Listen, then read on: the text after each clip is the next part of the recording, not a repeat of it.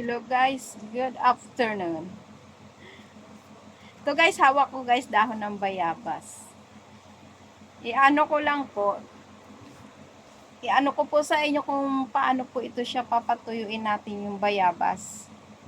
Yung dahon.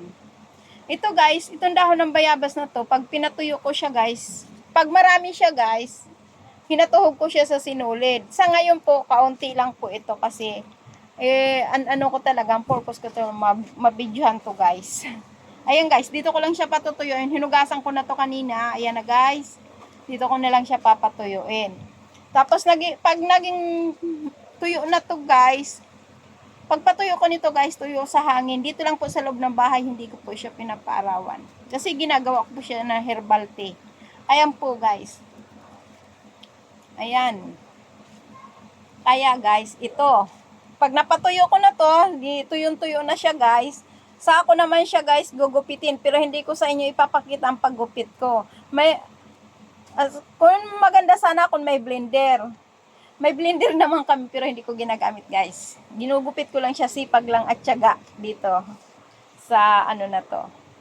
Sa dahon. Ayan guys. Pag tuyong-tuyo na ito guys na dahon, ang gagawin ko naman dito guys, gugupitin ko siya. Pero hindi ko sa inyo guys pinakita ang paggupit ko. Ito ipapakita ko na siya guys. Ginupit ko kanina. Ilang araw na itong ginugupit-gupit ko guys sa karami. Yan. Ito na siya guys na pinatuyo ko. Ayan na. Ginupit ko na siya guys. Ready na to. Ano to guys, ilalagay na natin sa bag. Ito na guys oh. Dito natin siya ilalagay.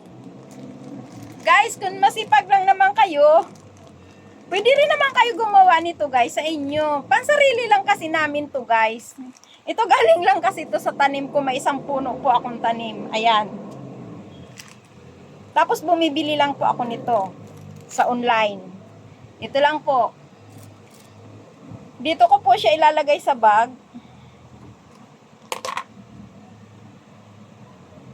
Ganito lang yung guys oh. Nakikita nyo? Ay, nilipad ng hangin guys. Yan guys, dito ko sinilid.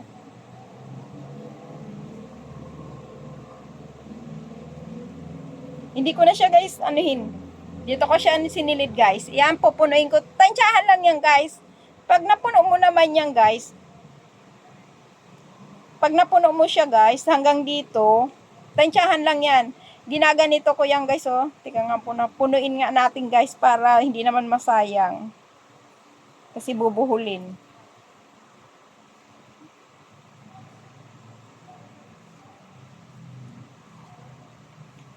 Saglit lang. Ito na siya guys. Ayan. Kikita nyo. Tapos ito may tali.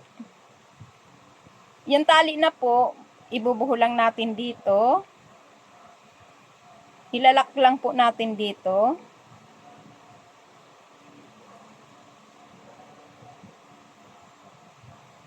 Para pag, ayan po, pag ganito lang po ang lock niya. Nakikita nyo guys. Ganun lang po yung tali niya. Yan. Kasi pag nilagay po natin sa tubig na mainit, na pinakulo, di ba may tubig tayo sa thermos, nagpakulo tayo. Ngayon, ang gagawin naman natin, lalagay natin sa baso ang tubig. Or sa tasa guys na mainit. Ito na guys, ito halimbawa itong tasa, may tubig na mainit. Ilulublob lang natin to, igaganon natin to guys, ilalagay lang dyan. Yan.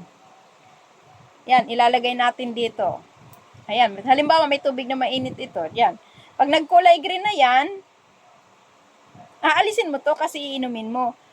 Pero kung gusto naman ninyo magpakulo lang talaga ng bayabas, kasi maganda sa katawan natin tong bayabas. Ayan guys. Ayan, ganito lang. Oo, pwede na tayo uminom. Diba? Pinamadali ko lang guys. Kasi alam mo, sayang sa kapaligiran natin yung mga dahon-dahon dyan, herbal pala. Ayan. Ayan guys. Kasi maganda sa katawan natin ang bayabas. Mas lalo yung sa nagtatay guys. Gamot ang bayabas. Sa may diabetes, ganun din guys. Sa high blood, yun, high blood siya guys, mamimintin yun, ano mo, pag nagiinom ka ng bayabas, yung sugar mo sa diabetes, mamimintin lang siya guys. Kaya marami siya guys, benefits. Di ba guys, may ano nga tayo, yung, halimbawa yung lactasidano guys, di ba may ano rin siya, guava, tapos yung sabon na, halimbawa yung sabon na pabango, may ano sila, may formula sila na guava, di ba? Tapos ano pa nga guys, gumagawa din ako ng yung bunga niyang guys, vitamin C. Ginagawa ko rin po siya ng guava jelly. May palaman na po ako sa tinapay. Ayan guys. Kaya ano lang po tayo, pag napanood nyo yung guys po, gagayahin lang ninyo yan guys. Kasi dati nagpapakulo ako ng bayabas, ayan. Parati ako napapanisan yan guys. Kasi hindi naman nauubos yung pinakulo. Sayang yung gas. Tapos napagod ka pa, tapos napanis. Ay samantala ito guys, may pinakulo tayong tubig. Ito lang guys, ilalagay natin. Kaya maraming benefits po dito. Ayan, yung bayabas. Ganun lang. Wala tayong masasayang sa ngayon. Halimbawa man ito, hindi na natin magagamit, ibabalik pa rin natin sa lupa to, magiging recycle din yun to guys, yung dahon. Ayan, balik sa halamanan. Kasi marami guys yan, no? Yun, sabi ko nga sa iyo, yung blood sugar natin, nakokontrol niya guys. Tapos yun, ano pa guys, yun sa bituka natin. Ayan, maganda rin po siya. Halimbawa, kagaya ko, sinisikmura ako, kaya umiinom ako niyan guys.